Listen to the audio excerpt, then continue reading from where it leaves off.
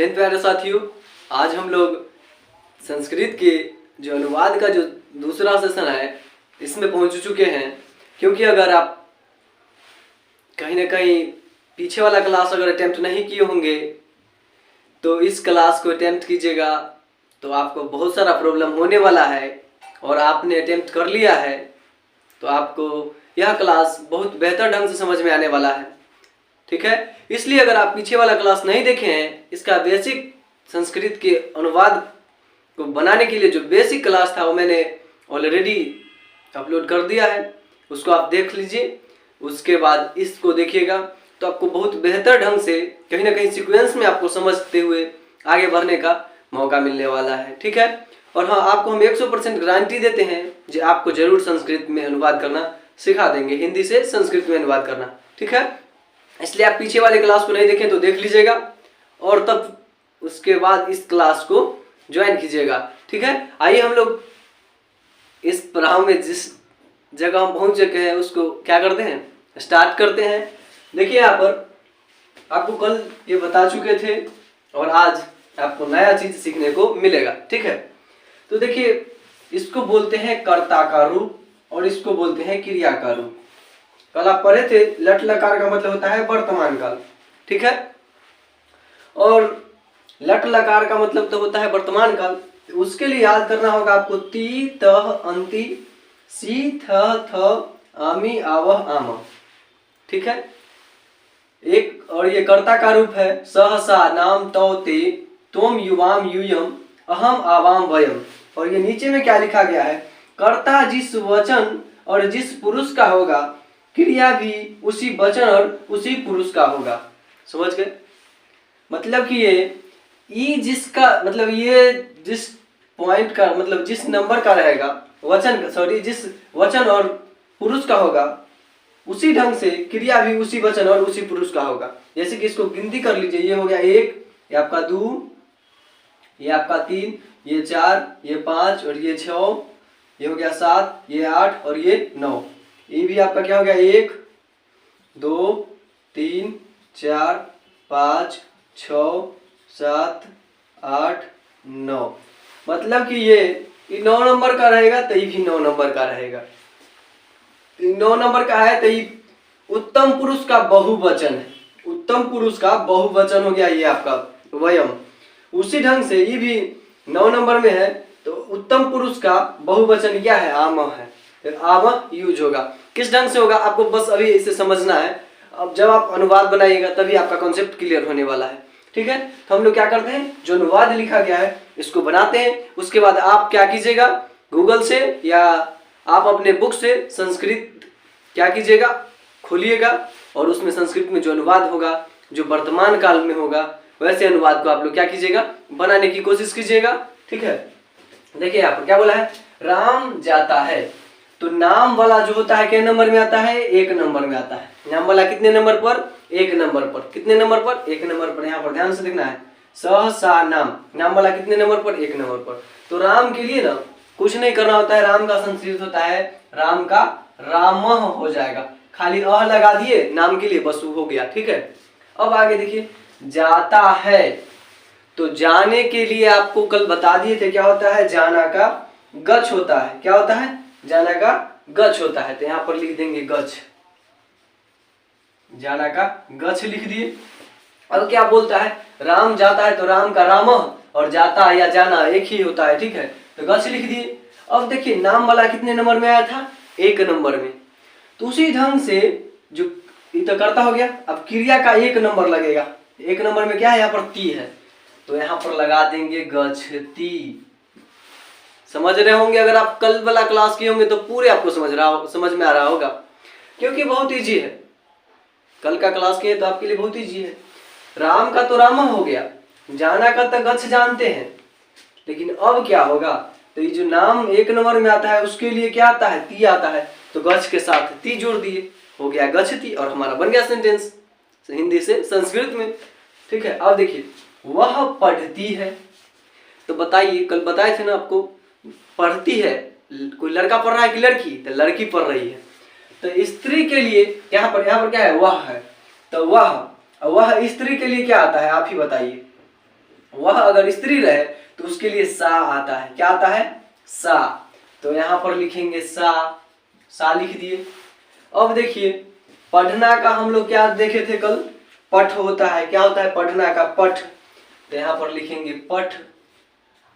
अब आगे देखिए ध्यान से, वह के लिए क्या है? सा आया है। तो सा कै नंबर पर आता है? 1 नंबर पर। तो उसी ढंग से क्रिया का भी 1 नंबर क्या है? ती है। तो सा पठ और ती इसमें जोड़ दीजिए, पठ के साथ ती को जोड़ दीजिए, तो सा पठती। बहुत अच्छे ढंग से समझ में आ रहा होगा। अगर आ रहा है तो वीडियो को लाइक जरूर कीजिएगा, ठीक है। आगे देखिए, वह पढ़ता है। तो कौन पढ़ रहा है? कोई लड़का पढ़ रहा है, वो भी वर्तमान में काम हो रहा है। हम लोग सेंटेंस भी सीख रहे हैं वर्तमान काल का, ठीक है। तो वह पढ़ता है, तो वह पढ़ता है तो कौन पढ़ रहा है? लड़का। तो लड़का में वह के लिए क्या आता है? पुरुष में वह के लिए सह आता है। तो यहाँ पर लिखेंगे सह लिख दिए। पढ़ना का अभी लिखे, क्या होता है? पठ। क्या होता है? पठ। अब देखिए लड़का के लिए सह आया, तो सह के नंबर पर आता है? 1 नंबर पर। और इसका भी 1 नंबर क्या है? ती है। तो यहाँ पर लगा दीजिए सह पठती। देखिए चेंज भी दिखने को मिल रहा है और सवाल भी मेरा बन रहा है कि ना। अब देखिए वह दोनों खेलता है। क्या है? वह दोनों खेलता है। तो वह दोनों के लिए आप याद किए ना, वह दोनों के लिए या वे दोनों के लिए तव होता है। क्या होता है? तव। तो यहाँ पर लिखेंगे तव लिख दिए। अब देखिए खेलता है, तो वह दोनों के लिए तो हम लिख दिए तव। अब खेलना का क्या होगा? तो देखिए खेलना के लिए आपको कल बताया गया था क्रीड होता है। देखिए यहाँ पर दिख रहा है आपको, खेलना का क्या होता है? क्रीड होता है। तो यहाँ पर लिखिएगा क्या? क्रीड। तो खेलना का क्रीड लिख दिए। अब देखिए वह दोनों खेलता है, तो तव आया। तो तव कै नंबर पर? 2 नंबर पर। तव 2 नंबर पर, तो क्रिया का भी 2 नंबर क्या है? तह है। तो यहाँ पर लिखेंगे तह, यानी कि तव क्रीड तह, और बन गया अपना संस्कृत अनुवाद, ठीक है। अब देखिए आगे क्या कहता है? वे लोग स्कूल जाते हैं। तो वे लोग हो या वे सब हो, तो उसके लिए आपको क्या बताए थे? ते होता है। वे लोग या वे सब के लिए क्या आता है? ते आता है। यहाँ पर लिखेंगे ते। और स्कूल का आपको कल बताया गया था विद्यालयम होता है। क्या होता है? विद्यालयम। अगर नहीं बताया गया था तो लिख लीजिए, लेकिन बताया गया, ठीक है। तो स्कूल का क्या होता है? विद्यालयम। स्कूल का हो गया आपका विद्यालयम। जाना का आप सभी लोग जानते हैं क्या होता है? गच्छ होता है। तो लीजिए गच्छ लिख दिए। जाना का तो गच्छ लिख दिए। वे लोग स्कूल जाते हैं, तो वे लोग का तो ते, स्कूल का विद्यालयम और जाना का गच्छ, ठीक है। अब क्या होगा? तो वे लोग वाला कै नंबर पर आता है? देखिए वे लोग के लिए हम क्या लिखे हैं? ते लिखे हैं। ते तो अपना 3 नंबर पर। तो जब कर्ता 3 नंबर पर, तो क्रिया भी 3 नंबर पर। यहाँ पर तो अंति लिखल है, तो यहाँ पर आप लिख दीजिए अंति। क्या लिख दीजिएगा? अंति। लेकिन ये आपका क्या है? गलत है, क्योंकि किसी भी चीज के आगे यहाँ पर देखिए गच्छ लिखाता है ना, छ का मतलब आधा छ होता है, ठीक है। हलंत लगा हुआ मतलब आधा छ, और छ में जब इधर वाला जो अंति आया है, अ आया है, वो अ जोड़ देगा तो क्या हो जाएगा? पूरा छ हो जाएगा, और 9 और ती बच जाएगा, ठीक है। इसलिए अ को लिखा नहीं जाता है, डायरेक्ट आधा 9 और ती लिख दीजिएगा, ठीक है।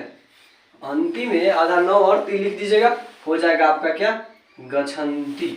अब आपका बना हुआ सही है, ठीक है। आगे देखिए, तुम पढ़ते हो। क्या है? तुम पढ़ते हो। तो तुम के लिए हम लोग क्या याद किए हैं? तुम या आप के लिए तुम होता है। तो यहाँ पर लिख दीजिए तुम लिख दिए। आगे क्या कहता है? तुम। पढ़ना का क्या होता है? पठ होता है। पठ लिख दिए। पढ़ते हो, तो तुम कै नंबर में आता है? देखिए यहाँ पर तुम आपका आया 4 नंबर में। कर्ता का जब 4 नंबर, तो क्रिया का भी 4 नंबर खोजिए। क्या है? सी है। तो इसमें जोड़ दीजिए क्या? तुम पठसी। हो गया आपका। अब आगे देखिए, आप दोनों जाते हैं। क्या है? आप दोनों जाते हैं। तो आप दोनों के लिए क्या लिखे हैं आप लोग? आप दोनों या तुम दोनों के लिए युवाम होता है। क्या होता है? युवाम। यहाँ पर लिखिए युवाम लिख दिए। अब चलिए आगे, युवाम लिख दिए। जाते हैं, तो जाना का क्या होता है? गच्छ होता है।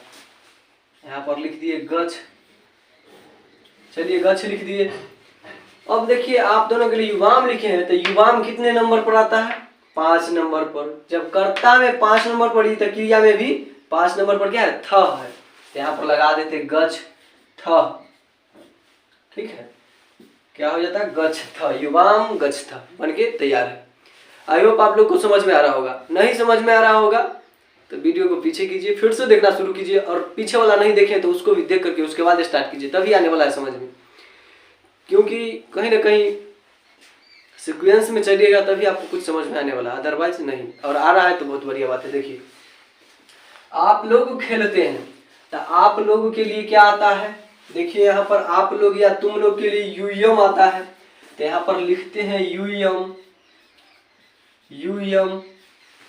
और खेलते ना है तो खेलना का क्या होता है? क्रीड होता है। देखिए यहाँ पर खेलना का क्या है? क्रीड है। तो यहाँ पर लिख देते हैं क्रीड, हो गया क्रीड।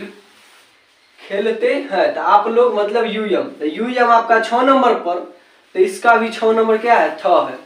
तो यूयम क्रीड थ। ठीक है, यूयम, यूयम क्रीड थ। यूयम क्रीड थ, यूयम क्रीड थ हो जाएगा आपका। और लगा हुआ है इसमें? नहीं लगा हुआ है।